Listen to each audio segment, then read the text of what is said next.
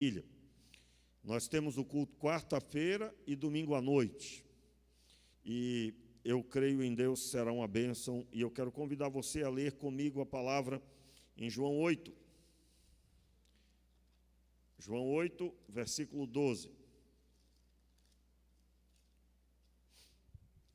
Diz assim a palavra de Deus. Jesus continuou a dizer à multidão: eu sou a luz do mundo. Quem me segue não andará em trevas, mas terá a luz da vida. O texto bíblico expressa que Jesus é a luz do mundo. Hoje pela manhã nós ministramos a primeira parte do versículo: eu sou a luz do mundo. E nós lemos o texto de João 1, que diz exatamente a respeito disso, dessa relevância. João capítulo 1, o versículo 4 e 5. Nele estava a vida, e a vida era a luz dos homens. E a luz resplandece nas trevas, e as trevas não prevaleceram. Em outras traduções está escrito: as trevas não prevaleceram contra ela. Jesus é a luz do mundo, a luz que resplandece nas trevas. Não é sobre as trevas, mas nas trevas a luz resplandeceu. Em meio às trevas a luz resplandeceu. E resplandeceu sobre toda a terra. O texto de João 8 é a citação de Jesus em um de seus sermões. Pregando aqui, ele falava aos judeus, e ele continua, o texto continua, versículo 13. Desafiaram-no os fariseus: testificas de ti mesmo, o teu testemunho não é válido. Havia aqui uma discussão sobre a veracidade do ministério de Jesus, de suas pregações. E na visão da primeira parte do que Jesus está dizendo, eu sou a luz do mundo, e aí, muito bem esclarecido em João 1, versículo 4 e 5, que declara que a base do ministério de Jesus, a origem dele, já está fundada em tudo isso. Quando Jesus citou que ele é o pão da vida, está alinhado com toda esta visão. Eu sou a resolução completa. E a segunda parte do versículo diz: quem me segue não andará em trevas, mas terá a luz da vida. Hoje pela manhã eu finalizei abordando um pouco sobre esta parte no final, e eu gostaria nesse momento de ler com você, para entendermos esta segunda parte do versículo, o texto de Romanos, capítulo 2, por gentileza. Abra aí a sua Bíblia. Romanos, capítulo 2. Logo aí no versículo 17 de Romanos. Quem encontrou, diga amém. Romanos, capítulo 2, versículo 17. Antes de lermos, eu gostaria que você visualizasse o texto de João, porque Jesus diz que quem segue ele não anda em trevas, mas terá em si a luz da vida. E quando ele diz terá a luz da vida, ele está dizendo que a pessoa terá em si a luz. O que Jesus é, estará agora na vida dessa pessoa. Veja que isso é muito poderoso. Isso é muito poderoso. E aí, nós estamos num momento de confronto, aonde a realidade de grande parte, talvez de grande maioria em muitos lugares, da igreja de uma forma geral, é que o povo que declara que está na luz, na verdade, tem andado em trevas.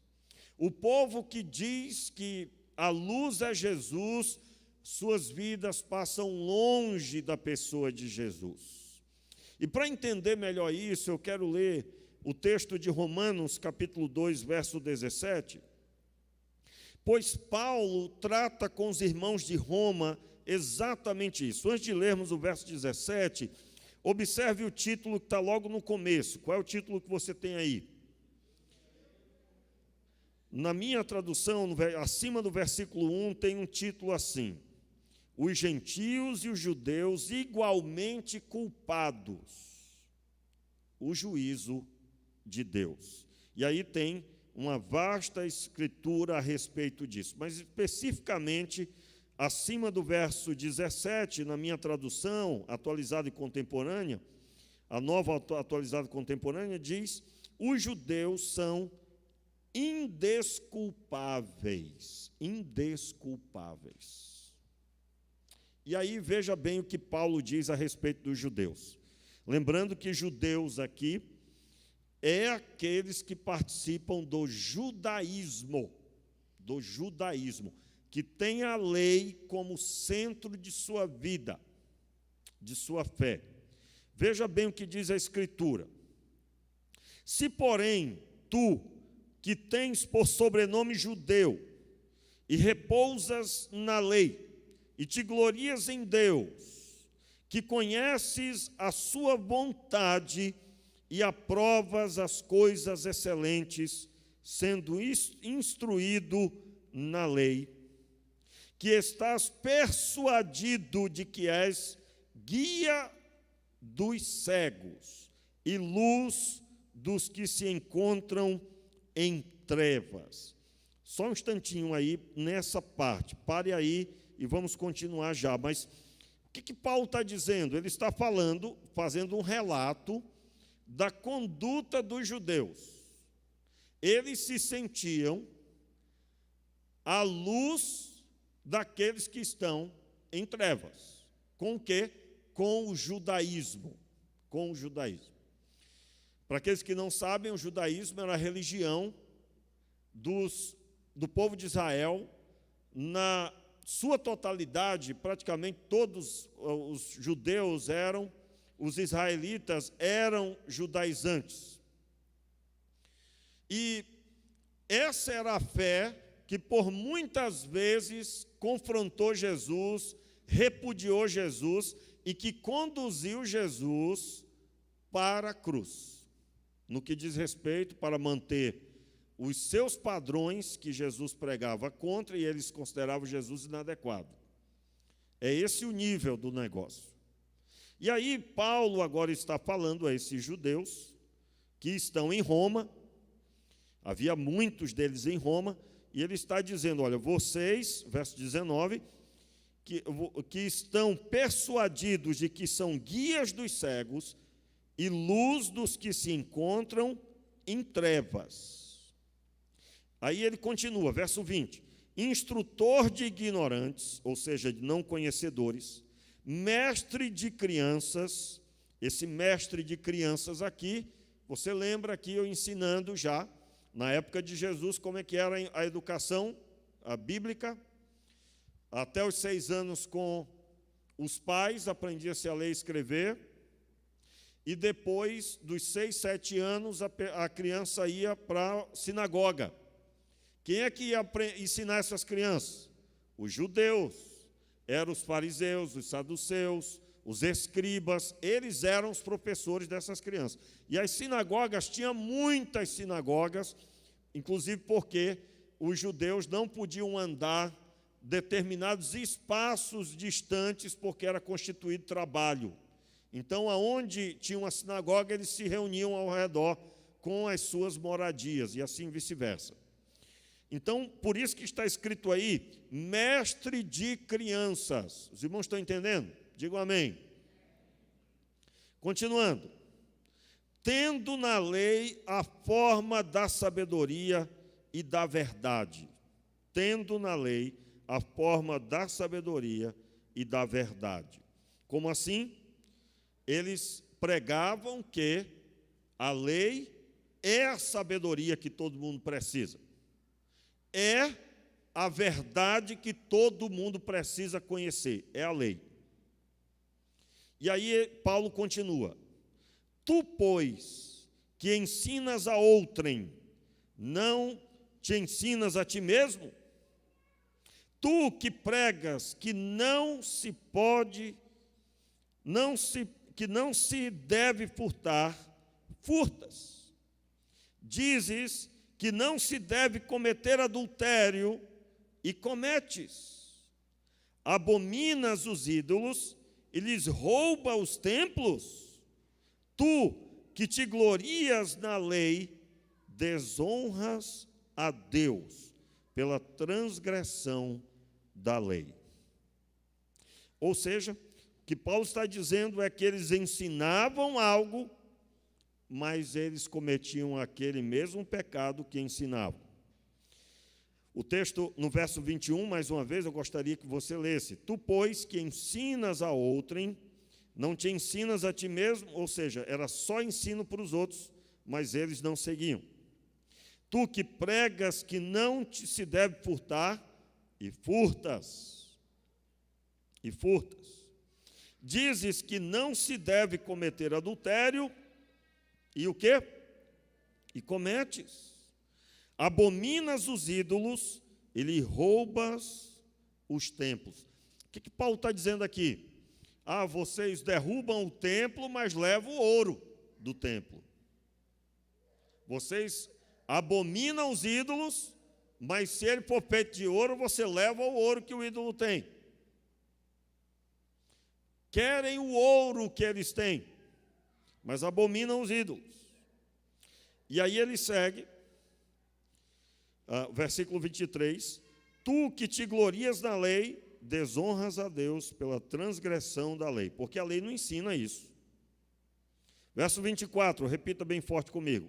Pois como está escrito, o nome de Deus é blasfemado entre os gentios por vossa causa.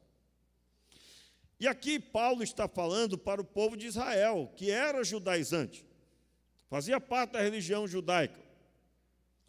Veja bem, o que é que os gentios faziam? Que são os gentios? Todo e qualquer outro povo.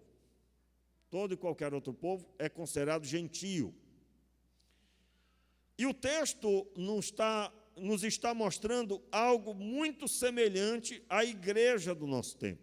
E aí eu estou falando da igreja que o Senhor vê. Deus é que sonda os corações. Deus é que sabe o que se passa no coração de cada um daqueles que aceitou a Ele como Senhor e Salvador. E nessa percepção de Deus, que é profunda, certa, certeira, milimétrica, a balança de Deus não tem falha, irmãos. Isso acontece do mesmo jeito com a igreja. Como assim? Aqueles que não conhecem a Cristo estão na condição semelhante, são os que estão lá fora, olham para a igreja que diz não adultere e adultera, não roube e rouba, não minta e mente. Por quê? Porque nós sabemos dos muitos maus testemunhos. Meu irmão, não aconselho você jogar na internet mau testemunho de crentes. Meu irmão, vai sair de tudo, e se você não for firme em Deus, no final você vai estar escandalizado e talvez pensando nunca mais pisar numa igreja. E isso por quê? Porque conforme você vai ouvindo o contrário da palavra de Deus, isso vai afetando sua fé. O negócio é tão sério que você tem, por exemplo, o caso de pessoas que não conseguem mais frequentar a igreja, porque alguém o afetou tão fortemente que a pessoa agora quer distância de igreja. Quem nunca ouviu falar ou se deparou com isso? É uma coisa muito séria. E ser cristão no nosso tempo está resumido a fazer parte de uma igreja em muitos lugares, está resumido em fazer parte de uma igreja e ir aos cultos. E o cristianismo, irmãos, não pode ser reduzido a isso. Pastor, eu discordo. Olha só, meu irmão. Se você está na luz como ele na luz está, você tem comunhão com seu irmão. É o que está escrito no texto de 1 João. 1 João, capítulo 1. E aí você tem crentes que não querem ter comunhão com o irmão. O que é isso? O que é isso? é alguém que não está na luz como ele está. Os escândalos, através de uma vida dupla, a pessoa não abre mão do pecado. Ela ouve que tem que ter compromisso, que tem que se dedicar a Deus, mas na primeira situação difícil, ela recua e se retrai. Meus irmãos, se eu fosse levar em consideração todas as situações complicadas que eu já passei, eu acredito que nem no caminho do Senhor eu estaria. E eu estou dizendo isso, não dizendo que sou fraco, não, mas eu estou dizendo que o nosso compromisso é com os céus, não com pessoas.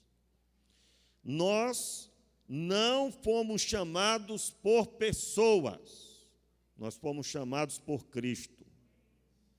Um dia alguém me perguntou, pastor, mas o senhor não fica triste não com essas coisas aí? Eu digo, não. Triste a gente fica, sim, claro, ninguém vai estar feliz com as coisas ruins, mas não fraquejarei, porque quem me chamou foi o Senhor e Ele não tem me falado nada disso. Agora, se Ele começar a pegar na minha orelha, aí, meu irmão, eu estou preocupado, apavorado. Nós vivemos um tempo onde, se Jesus abrisse uma igreja local, ela estaria vazia de uma maioria e seria uma igreja de poucas pessoas. Você sabia disso? Você sabia disso? Quantos aqui creem que seria assim? Pelo menos a metade, mais da metade. Como assim, pastor? O que é isso? Jesus é tão maravilhoso. Leia o Evangelho, meu irmão. Leia o Evangelho. Senhor, te seguirei por onde quer que fores. As raposas têm seus covis, as aves têm seus ninhos, mas o Filho do Homem não tem onde reclinar a cabeça. Acabou de ouvir uma dessas, que pastor ignorante. Estou dizendo que vou seguir ele, e ele me responde uma coisa dessa. Por quê? Porque nunca houve tanto mimimi, tanto dodói como hoje em dia há. Hoje pela manhã eu falei, eu digo, irmãos, quando eu estava lá no mundo, eu virava à noite e achava aquilo um troféu, virar à noite lá pecando. Acordava não, né?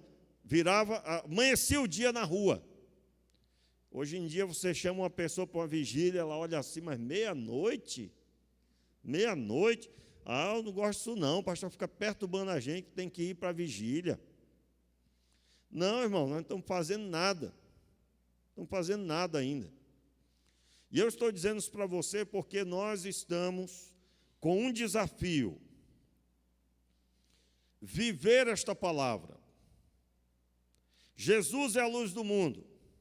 Mas quem segue Jesus não andará em trevas. Portanto, se você é crente e você está andando nas trevas, você precisa consertar. Você precisa corrigir. E como que você vai se corrigir? Você vai pedir perdão ao Senhor pelos seus pecados. E você vai retomar sua caminhada na luz. E aí, meus irmãos, não andará em trevas, mas terá a luz da vida. A luz da vida é a pregação do Evangelho na boca, no coração. E ao seu redor tem uma multidão que precisa dessa palavra. Eu quero finalizar lendo o texto que eu acabei de citar, que é 1 João. Abra aí 1 João capítulo 1, e eu quero orar com você. 1 João, logo aí no capítulo 1, a partir do versículo 5, que diz assim: esta é a mensagem que dele ouvimos e vos anunciamos, que Deus é luz, repita comigo, que Deus é luz, e nele não há treva nenhuma. Se dissermos que temos comunhão com ele, mas andamos nas trevas, mentimos e não praticamos a verdade. Se, porém, andarmos na luz, como Ele na luz está, temos comunhão uns com os outros. Temos comunhão uns com os outros. E o sangue de Jesus Cristo, seu Filho, nos purifica de todo pecado. Se dissermos que não temos pecado nenhum, enganamo-nos a nós mesmos e não há verdade em nós. E agora bem forte o verso 9. Se confessarmos os nossos pecados, Ele é fiel e justo para nos perdoar os pecados e nos purificar de toda injustiça. Fique de pé no seu lugar, vamos orar. E eu creio que você que foi tocado, que precisa confessar os seus pecados, saiba, Deus perdoará os seus pecados. Mas é muito sério, irmão, se andarmos na luz como Ele na luz está, nós temos comunhão uns com os outros. Eu quero dizer para você que talvez tenha alguém que você não fala, pessoas que você não quer ter amizade mais. Isso não é ser cristão. Perdoe a pessoa, seja da sua família, seja um amigo que falhou com você. Perdoe e entenda. Você foi chamado para ter a luz da vida, portanto, você vai abençoar essas pessoas. Pastor, mas eu não vou deixar mais influenciar a minha vida como influenciaram. A pessoa se aproximou, se aproveitou de mim, pastor. Meu irmão, você é um homem de Deus. Você não vai deixar ninguém abusar de você, da sua bondade, não. Claro, você não vai fazer isso. Mas você não pode esquecer que você é um homem de Deus e foi chamado para abençoar. Tire momentos para ir lá e influenciar a pessoa. Separe momentos para influenciar a pessoa. Eu vim aqui orar por você. Ah, fica para tomar um café. Não, meu irmão, vim só orar por você. Está abençoado. E assim você que é sal, que é luz do mundo, porque Jesus está em você, vai cumprir esse papel. Meu irmão, eu vou repetir aqui. Para com essa história de que você é crente e você continua no pecado. Acaba com isso. Que isso, pastor? Que isso nada, meu irmão. Ser crente é coisa séria. Ah, pastor, eu tenho dificuldade. Meu irmão, me procure, eu vou te ajudar, vou dar discipulado para você. Vou pegar na sua mão e vou ajudar você. Me procure. Se for uma senhora, uma mulher, uma jovem, nós temos irmãs, a minha esposa, e tem um grupo de irmãs que vai ajudar você. Mas eu estou chamando a igreja para algo muito sério. O Senhor Deus nos constituiu a solução, porque carregamos em nós a solução. Ele mudou a nossa vida. Ele entrou no nosso coração, Ele nos deu a vida e a vida em abundância. Ele nos deu sua palavra para que passássemos a palavra aos outros. Passássemos com palavras, mas principalmente com testemunho. Meu irmão, se você está de mal com seu vizinho lá, você brigou com ele, vá lá pedir perdão. Pastor, você não conhece meu vizinho. Meu irmão, eu conheço um pouco do Senhor. E eu sei que Deus é especialista em resolver problema de relacionamento. Mas você que é crente precisa se converter. Se você tem dificuldade de perdoar, meu irmão, acabe com isso. Se tranque lá no seu quarto, entre num jejum de 10 dias, de 21 dias, mas só saia de lá depois que você mudar. Porque poder de Deus, Deus tem para ministrar. O poder de Deus será liberado sobre a sua vida. Eu quero convidar você a um concerto com Deus. Um concerto com o Senhor. Se nós andamos na luz como Ele na luz está, temos comunhão uns com os outros. Eu vou ter prazer de estar com meus irmãos. Eu quero ir para a igreja, eu quero estar lá na igreja. Você que está em casa, se você não pode estar aqui, amém, por algum problema de saúde, mas não fique em casa, venha para a igreja. E eu quero orar com você agora. Fecha os teus olhos. Em nome de Jesus, põe a mão aí no teu coração. Eu creio que Deus tem abençoado a sua vida, você está firme. Mas você precisa pedir a misericórdia, porque o Senhor Deus tem muito mais para fazer através de você. E se você precisa se consertar com Deus, ore ao Senhor agora se consertando. Se conserte diante dele. Senhor, perdoa o meu pecado. Tenho andado em trevas, perdoa, Senhor, o meu pecado. Diga a Deus qual foi o seu pecado. Diga ao Senhor. Meu irmão, se você estiver magoado comigo, eu quero lhe pedir perdão agora, em nome de Jesus. E se você pudesse identificar para mim, eu quero poder abraçar você. Se eu magoei você, não foi minha intenção, eu quero abençoar a sua vida. Mas ore agora, liberando perdão e pedindo perdão. Meu Pai, nós oramos pedindo a Tua misericórdia sobre as nossas vidas. Seja a Tua mão viva e poderosa agora sobre os Teus filhos, sobre as nossas vidas. Nós somos Tua igreja, Senhor, e nós sabemos da nossa responsabilidade. Perdoa-nos, Senhor. Faz de nós, Senhor, pregadores da Tua palavra. Oramos pedindo que o Senhor levante a Tua igreja com grande poder e autoridade. Que absolutamente nenhum de nós diga que é crente estando vivendo em trevas, mas que absolutamente abandonemos o pecado e abracemos juntos o reino de Deus e a sua justiça. Oramos assim